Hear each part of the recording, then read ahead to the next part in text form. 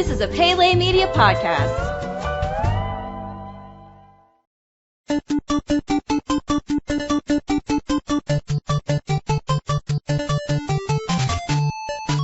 What's going on, everybody? Thank you so much for tuning in today to Goonies Minute. Goonies Minute is the fan podcast where we chronicle and overanalyze the film Goonies minute by minute. I'm Brady. And this is Chris. And I swear I did not take up smoking yesterday and have already gone through 1,000 packs. I'm just kind of a little under the weather. That's why my voice is this sexy. Yeah, this is Chris. That's what it sounds like. You know, you ought to try some lemon and honey. Damn, and I've got lemon and honey. Why don't you go try that, buddy? I'm not joking. What's going on, man? How's your weekend? Not much. I wasn't that sick or anything like that, so it's been a nice, I hate to bring up the weather, but it was about 25 degrees here, which is a little chilly. Having a little trouble with the heater in the car, which is not good. So other than that. So if you can handle it, and if that voice, those vocal cords can, do you want to get into the minute? Let's get into the minute. In the previous minute, we saw Mr. Perkins present Brand with paperwork that he needs Mr. Walsh to sign for permission to tear down their home. As the minute ended, the gang walked back into the house, leaving Mikey alone on the porch. At 21 minutes and 5 seconds, Mikey looks mournfully out over the Goondocks. As he makes his way around the porch, we are given a full glimpse of the Goondocks, all but a few days left before it will be completely demolished. At 21 minutes and 23 seconds, Brand walks out of a side door onto the porch. Mikey runs to him, and Brand gives him a reassuring hug.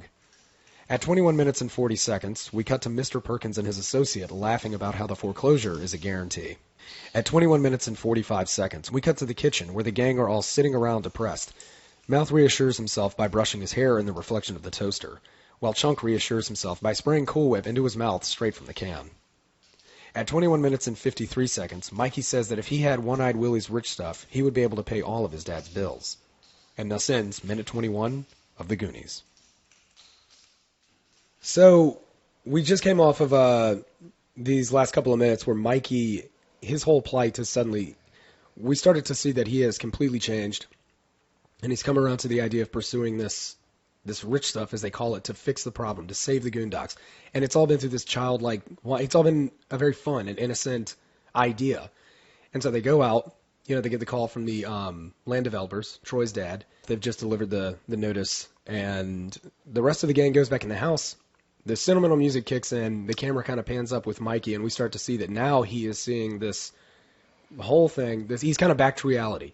But he still has this sort of spark in his mind of going on this mission, and now he's seeing it from that sort of real-world adult perspective. Yeah, I like how you said sentimental music, and I had sad violin music. And it's the first time we've heard anything like that in the Goonies so far. Yeah. And he's looking out at the whole neighborhood that's going to be developed by the country club into a golf course, and the camera pans up, and then he kind of walks to that other side, camera pans up and then around, and then he kind of hugs the post, hugs that post for a little bit, and that's when Brant comes out. Yeah. And it's a nice moment. It's a touching moment, yeah. But at this point, let's say you were just walked into the room, you'd never seen the movie, and that's what you saw. I mean, are we watching Steel Magnolias or something? Yeah. I mean, that's what you would think. Yeah, no, absolutely. Seriously, it's a very sad, serious moment. Yeah. And it's a lot of weight on that kid. Yeah. It's a lot of weight on that kid. There's a lot of pain. There's a lot. All he knows is the childhood in that home. And there's a lot of weight on it, and he's not knowing how he can handle it. It's all hitting him at once. Yeah. Really, really hard right there. And it's interesting because Donner and Spielberg, which, we're going to be kind of giving both of them credit at the same time a lot through this. They're giving you that, they're kind of hitting it with like a little bit extra impact because they just gave us this fun and innocent, couple of minutes where the kids were just all excited and being kids. And then we're hit with like some of the most traumatic news anybody, kid, adult, could ever be hit with. But the camera sweeps from on the porch, and we get to see the Goondocks story right after we've had this information dropped on us. Like, this is all over. It's all going to be demolished. It's the first time we get to see that side view, like kind of the whole panorama. Yeah, exactly. Of everything, and which then, is neat. It's very neat. And then, of course, Brand comes out, and they're, it's all of that melancholy vibe is sort of killed when he starts dragging his feet. Right. It's kind of a joke. So. Right. You see him getting dragged, and then it's a necessary they switch over to Perkins and the other goon, and they're like, you seem to be pretty sure of yourself. Yeah. Foreclosure is a definite. So it's almost like we knew that was going to happen, but it was. I think they put that in there. They just wanted, just in case in case you weren't paying attention 100%. And they broke a way to do that. It's like, all right, focus on this right now. This is the deal. Yeah. And I think that makes a lot of sense that they did that. Even though it was like some people might think it's like, is that really necessary? It's only like 5 seconds long. But it is necessary to set the scene. It's like, okay, let's reiterate what's going on right now. And, the classic thing I've seen in movies, are you sure? I'm 100% sure. Yeah. And whenever somebody says they're sure or not 100%, they say they're sure of something in a movie like this, then it's not going to happen. Right. It's almost like they had to set the scene for this guy to be a failure at something. Yeah. And, I kind of, whenever I was reviewing the minute, I definitely saw it as forced. But then I started thinking, like, this was a different time. It's a movie kind of intended for kids. You need to explain to them. I would have needed it. Yeah. I would have needed it now because, like I said, one of the previous minutes, I'm watching a movie for the first time with somebody else, and it's their first time also, and I'm asking them questions. Yeah. Like they somehow were privy to the script before me. Yeah. So it's just a brief little way to wrap all that up. And then they come back inside, and they're in the kitchen. Yeah. And Chunk opens the fridge, and he's eating Cool Whip out of one of those. Press the little thing to the side, and the Cool Whip comes out. Have you ever done that? Yeah, but I digress. Back to the kitchen the Goonies. So Chunk says he's not even hungry, which I thought that was kind of interesting. Yeah. So, man, now we know it's bad. Chunk's not hungry. And then Mikey says, if I find One-Eyed Willie's rich stuff, I'd pay off all my dad's debts.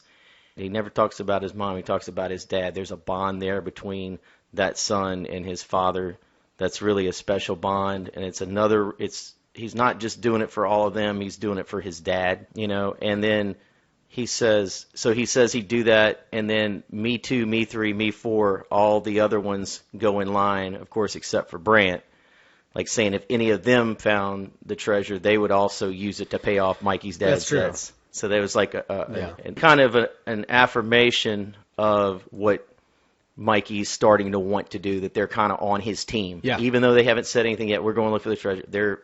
That was them giving validation that they're behind Mikey's cause. Yeah. Yeah, I mean, the rest of the gang, they're all kind of seeing it on the same real level now, too. So that's what a pivotal minute this is, a pivotal scene that this is, because it's not just going to be like, oh, yeah, the Pirate's Cave and gold and treasure, and this sounds like a fun adventure. Let's do it for the sake of that. No, these kids are like, like you've said before, this movie is empowering the kids because now they have an actual really important mission they have to go on to save a large group of people. And you have to get the team on board, because remember, go back to the attic. Mikey was in favor of it. Nobody else wanted a part. Nobody else believed. They all ran down to the door when the buzzer hit, and Mikey stayed up there for a little bit. They weren't behind him. Then they see Mr. Perkins. It becomes real. Wait a minute. This is really happening. We got to get behind this guy. Where is it going to go next? What's his next move?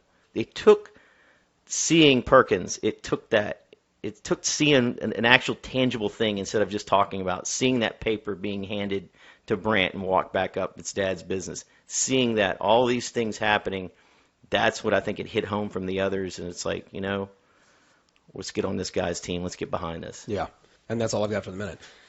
All right. Well, if that's it for you, we will go ahead and get out of here. Everybody, join us tomorrow. Join us tomorrow for minute number 22. And until then, I'm Brady. And this is Chris. And we're here to remind you that Goonies never say die.